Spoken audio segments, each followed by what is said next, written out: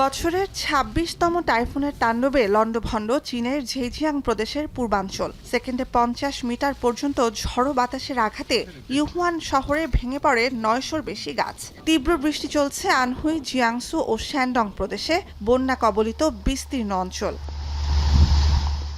চীনের আবহাওয়া বিভাগ জানিয়েছে, গতি হারিয়ে দুর্বল হলেও চীনে বছরের সবচেয়ে শক্তিশালী ঝড় টাইফুন ডলফিন মধ্যাঞ্চলে এগিয়ে যেতে থাকায় এরই মধ্যে দুর্যোগপূর্ণ আবহাওয়ার কবলে হুবেই প্রদেশ। ২৪ ঘন্টায় ২৫০ মিলিমিটার বৃষ্টির সতর্কতা জারি করা হয়েছে। ইয়াংতজি নদীতে বিশাল থ্রি গর্জেস বাঁধ সহ বন্ধ বিভিন্ন পর্যটন কেন্দ্র। কার্যক্রম স্থগিত রাখা হয়েছে উচ্চ ঝুঁকিপূর্ণ ২৬টি মহাসড়ক ও পানিপথের নির্মাণাধীন প্রকল্পে। টাইফুনের প্রভাবে বছরের ১/৩ বৃষ্টি একদিনেই হওয়ার আভাস বেইজিংয়ে। তলিয়ে গেছে সাংহাই, বন্ধ সব ফেরি ও মেট্রো পরিষেবা, উড্ডয়নের ঝুঁকি নিচ্ছে না 40% ফ্লাইট।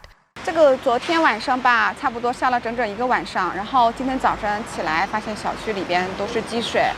等下拉不差得起吧，因为主要是没定，因为我平常勿看叫啥么子，我平常勿看搿个公告。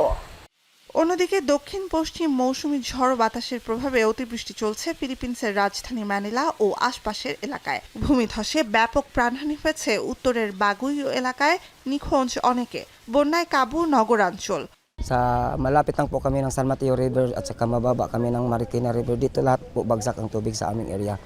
ফিলিপিন্সের জাতীয় দুর্যোগ সংস্থার তথ্য, পরপর কয়েকটি ঝড়ের প্রভাবে গেল এক সপ্তাহে দেশটিতে ক্ষতির মুখে ১ লাখের বেশি মানুষ।